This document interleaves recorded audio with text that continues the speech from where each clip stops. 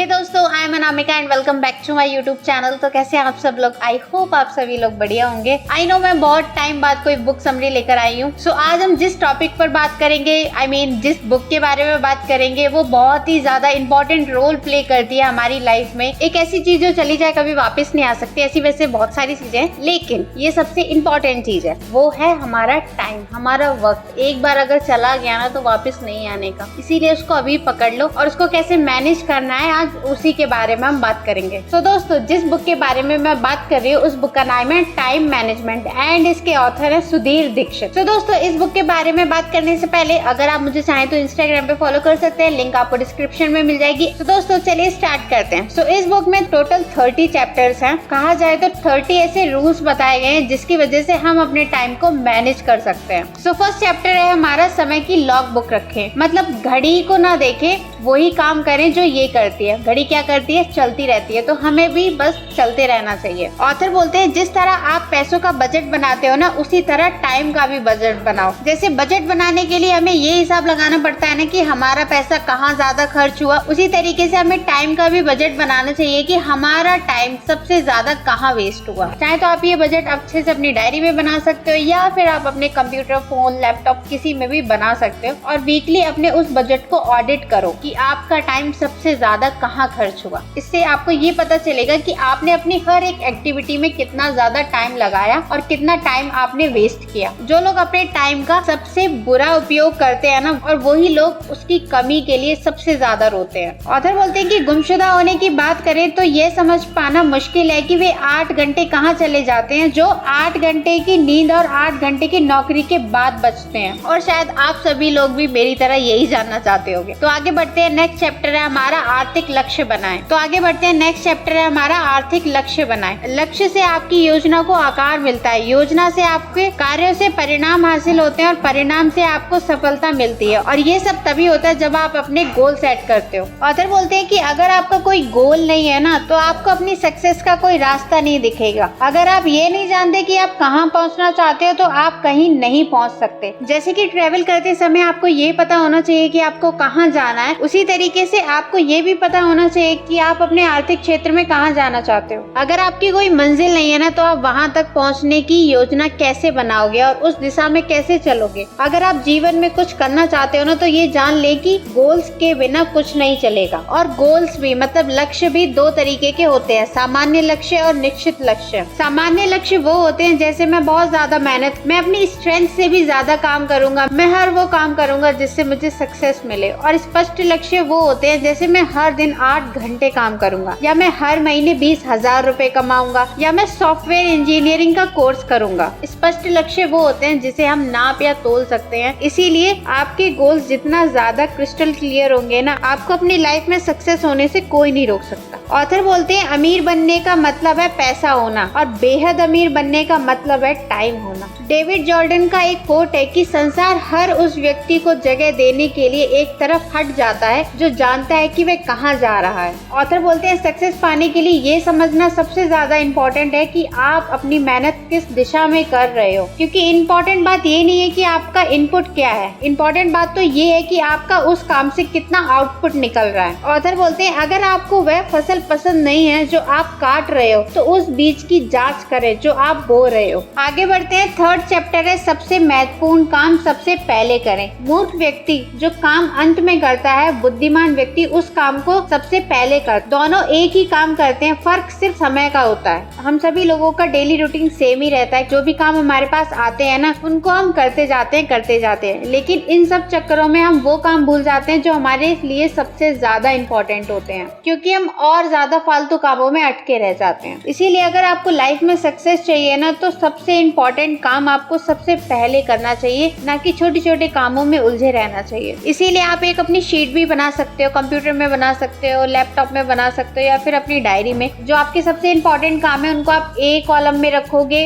जो कम इम्पोर्टेंट है उनको B और बाकी के काम C कॉलम में रखोगे। इस तरीके से मैनेज करके आप ये पता लगा सकते हो कि आपका सबसे इम्पोर्टेंट काम क्या है और आपको सबसे पहले क्या करना है। तो आगे बढ़ते हैं, नेक्स्ट चैप्टर है हमारा 4, यात्रा के समय का अधिकतम उपयोग करें। जो सक्सेसफुल लोग होते हैं ना, वो ऐसी हैबिट्स को डाल लेते हैं जो असफल लोग नहीं डाल पाते। हालांकि बात ये भी सच है कि उन सफल व्यक्तियों को भी वो काम अच्छा नहीं लगता, लेकिन फिर भी वो करते हैं क्योंकि उन्हें पता है कि अगर वो ये काम नहीं करेंगे तो वो अपने गोल्स तक नहीं पहुंच पाएंगे। ऑथर बोलते हैं हर सक्सेसफुल व्यक्ति अपने 24 घंटों में ज्यादा से ज्यादा उपयोगी काम करना चाहता है। उस ऑथर बोलते हैं कि माइकल मॉर्डन ने कहा भी है कि आपके भविष्य का रहस्य आपकी दिनचर्या में छुपा हुआ है। मतलब आप अपने फ्यूचर में जो भी पाना चाहते हो ना, उसकी शुरुआत आज से ही होगी, आपके डेली रूटीन से ही होगी। क्या आपको पता है महात्मा गांधी ट्रेवल करते समय नींद लेते थे ताकि वे तरोताजा हो सके। और नेपोलियन जब सेना के साथ युद्ध करने जाते थे ना, तो रास्ते में पत्र लिखकर अपना समय का सदुपयोग करते थे। और एडिसन तो अपना बिल्कुल भी टाइम वेस्ट नहीं करना चाहते थे। वो अपने चाइल्डहुड में जब ट्रेन में यात्रा करते थे ना, तो अपने उपयोगों में जुट जाते थे। एंड माइक्रोसॉफ्ट के फाउंडर बिल गेट्स ट्रैवल के दौरान मोबाइल फोन पर जरूरी बातें करते थे। अब आप खुद सोचिए, इतने बड़े बड़े लोग जब अपना टाइम वेस्ट नहीं करते तो हम क्यों करते हैं। ऑथर बोलते हैं इस विचित्र जीवन का एक विचित्र सत्य यह है कि जो लोग सबसे ज्यादा मेहनत करते हैं ना, खुद पर सबसे ज्यादा अनुशासन लाते हैं और किसी लक्ष्य को प्राप्त करने के लिए कुछ आनंददायक मतलब एंटरटेनमेंट की चीजों को छोड़ देते हैं, वही सबसे ज्यादा खुश रहते हैं। अगर आप अपने टाइम का मूल्य नहीं जानते ना, तो आपका बर्थ शोहरत के लिए नहीं हुआ है। हर दिन टाइम को छोटे छोटे पार्ट्स में डिवाइड कर देना, उसमें बहुत कुछ किया जा सकता है जिन्हें बहुत सारे लोग बर्बाद कर देते हैं। आगे बढ़ते हैं, नेक्स्ट चैप्टर है हमारा 5, काम सौंपना सीखें। टाइम मैनेजमेंट दरअसल बहुत से छोटे बिजनेस मालिकों के लिए समस्या होती है और इसका कारण ये है कि उन्हें बहुत सारा काम खुद करना पड़ता है, छोटे कामों से लेके बड़े काम तक। दोस्तों, कोई भी इंसान सारे काम नहीं कर सकता और बहुत सारे लोग हैं जो सारे काम खुद ही करना चाहते हैं और जाहिर है ऐसे लोग ही सक्सेसफुल नहीं होते। हर व्यक्ति ये चाहता है कि अपने महत्वपूर्ण काम वह खुद करे, लेकिन एक पोजीशन पर पहुंचने के बाद ना आपको अपने इम्पोर्टेंट काम दूसरों को देने ही होते हैं। क्योंकि बिजनेस के स्टार्ट में तो वो अपने सारे काम कर सकता है, लेकिन बिजनेस बढ़ जाने के बाद काम इतने बढ़ जाते हैं कि बिना लोगों के आप काम नहीं कर सकते, सक्सेसफुल नहीं हो सकते। और अपने टाइम को बचाने का और अपने टाइम को अच्छे से यूटिलाइज करने का सबसे अच्छा तरीका यही है कि आप अपने सारे काम खुद मत करो। अगर आप कैपेबल हो तो उन कामों के लिए लोगों को रखो, लोगों से वो काम करवाओ। क्योंकि जो लोग छोटी छोटी चीजों में उलझे रहते हैं ना, वे बड़े काम नहीं कर पाते। वॉरेन बफेट का एक कोट है, वो कहते हैं कि जो रिच लोग होते हैं ना, वो टाइम में इन्वेस्ट करते हैं और गरीब लोग पैसों में इन्वेस्ट करते हैं। नेक्स्ट चैप्टर है हमारा 6, पैरेटो के 20-80 के रूल को जानो। ये मैं बहुत सारी बुक में बता चुकी हूँ। ऑथर बोलते हैं कि बिजी होना ही काफी नहीं है, क्योंकि बिजी तो चींटियां भी होती है। क्वेश्चन ये कि आप किस काम में बिजी हो। 80-20 रूल के अकॉर्डिंग आपका 20% काम आपको 80% रिजल्ट देता है। इसका मतलब ये है कि हमारे टाइम का अधिकांश हिस्सा यानी 80% सिर्फ 20% परिणाम हासिल करने में बर्बाद हो जाता है। अगर आप अपने टाइम को अच्छे से यूटिलाइज करना चाहते हो ना, तो ये आवश्यक है कि हम उस 20% से तक टाइम का पता लगाएं, जहां तक हो उसे बर्बाद होने से बचाएं। यही नहीं, हमें उस 80% टाइम का भी पता लगाना चाहिए, जिससे हम सिर्फ 20% रिजल्ट ही हासिल कर पाते हैं। ऐसा करने पर हम अपने टाइम के रेशियो को बढ़ा सकते और बेकार टाइम को कम कर सकते हैं। अगर आप अपनी परिस्थितियों को बदलना चाहते हो ना, तो अलग तरीके से सोचना स्टार्ट कर दो। चाणक्य का एक कोट है, वो बोलते हैं कि शास्त्रों का ज्ञान असीमित है और सीखने के विषय बहुत सारे। हमारे पास सीमित समय और सीखने की राह में कई बाधाएं, इसलिए सीखने के लिए सबसे इम्पोर्टेंट चीज ही चुने। जिस तरह हंस दूध में मिले पानी को छोड़ देता है और सिर्फ दूध पीता है। तो आगे बढ़ते हैं, नेक्स्ट चैप्टर है हमारा 7, कॉक्सिन के नियम का लाभ उठाएं। बुरी खबर ये है कि समय उड़ता है, अच्छी खबर ये है कि आप उसके पायलट हैं। पार्किंसन के रूल के अकॉर्डिंग काम उतना ही फैल जाता है जितना उसके लिए समय होता है। इसका मतलब ये है कि हमारे पास जितना काम होता है, हमारा समय भी उसी के अनुरूप फैलता है या सुकड़ जाता है। मतलब अगर हम कम समय में ज्यादा काम करने की योजना बनाए तो समय फैल जाएगा और वे सारे काम उसी टाइम में पूरे हो जाएंगे। दूसरी ओर अगर हम उतने ही काम में कम काम करने की प्लानिंग करते हैं, मतलब समय सुगड़ जाएगा और उतने ही टाइम में हम कम काम कर पाएंगे। इसीलिए ऑथर बोलते हैं कि लक्ष्य उतना बड़ा हो, उपलब्धि भी उतनी ही बड़ी हो। इसीलिए ऑथर बोलते हैं कि जितना बड़ा आपका लक्ष्य है ना, उतनी ही बड़ी आपकी उपलब्धि होनी चाहिए। ऑथर बोलते हैं कि काम की प्रगति से भी टाइम के फैलने या सुगड़ने का संबंध है। जब किसी काम में हमारा इंटरेस्ट होता है तो हम वो काम जल्दी कर लेते हैं। वहीं दूसरी ओर जब किसी काम में हमारा बिल्कुल भी इंटरेस्ट नहीं होता ना, तो वो काम हम बहुत ज्यादा लेट कर देते हैं। इसीलिए ये कहा जाता है कि वो आदमी सबसे ज्यादा लकी होता है जो अपने काम से प्यार करता है, क्योंकि वो थोड़े टाइम में ज्यादा काम कर सकता है, ज्यादा अच्छी तरह से काम कर सकता है और इसी वजह से जल्दी सक्सेसफुल भी हो जाता है। और आप सभी लोगों ने ये वाला गाना तो सुना ही होगा ना कि हर एक पल ऐसे जियो जैसे कि आखिरी हो। सॉरी इतना बेसुरा गाने के लिए। चलो आगे बढ़ते हैं। नेक्स्ट चैप्टर है हमारा 8। तो ये चैप्टर बोलता है कि अपने प्राइम टाइम में काम करें। सबसे महत्वपूर्ण चीजें, सबसे महत्वहीन चीजों की दया पर कभी नहीं छोड़नी चाहिए। ऑथर बोलते हैं कि टीवी का भी प्राइम टाइम होता है, यानी रात 8 बजे से लेके 10 बजे तक एडवर्टीजमेंट की कीमत सबसे ज्यादा होती है। एडवर्टीजमेंट भले ही उतने ही टाइम की आती है, लेकिन इसकी जो कॉस्टिंग होती है ना वो बढ़ जाती है, क्योंकि वो प्राइम टाइम होता है कि सभी लोग अपने घर में टीवी देख रहे होते हैं। अब टीवी के प्राइम टाइम की वजह से हम ये सीखते हैं कि हमारे लिए भी हमारे 24 घंटे में से हर घंटा एक समान नहीं होता। दिन के किसी खास समय आपकी प्रोडक्टिविटी सबसे ज्यादा होती है, आपकी सोचने की शक्ति सबसे ज्यादा होती है, आपकी बॉडी बहुत अच्छे से वर्क कर रही होती है और आपकी विलिंग पावर भी बहुत ज्यादा होती है। और वही सबसे अच्छा टाइम होता है अपना सबसे इम्पोर्टेंट काम खत्म करने का। और जब हम छोटे छोटे कामों में लग जाते हैं ना, तो उस समय को हम वेस्ट कर देते हैं, अपने प्राइम टाइम को वेस्ट कर देते हैं, क्योंकि छोटे छोटे काम कर करके हम इतने ज्यादा थक जाते हैं ना कि हम अपना इम्पोर्टेंट काम नहीं कर पाते। इसीलिए अपने 24 घंटों में से ये पता लगाओ कि आपका प्राइम टाइम कौन सा है और किस टाइम में आप सबसे ज्यादा प्रोडक्टिव रहते हो। ऑथर बोलते हैं कि सही टाइम पर पत्थर फेंकना गलत टाइम पर सोने से ज्यादा बेहतर होता है। और एक चीज हमेशा याद रखें,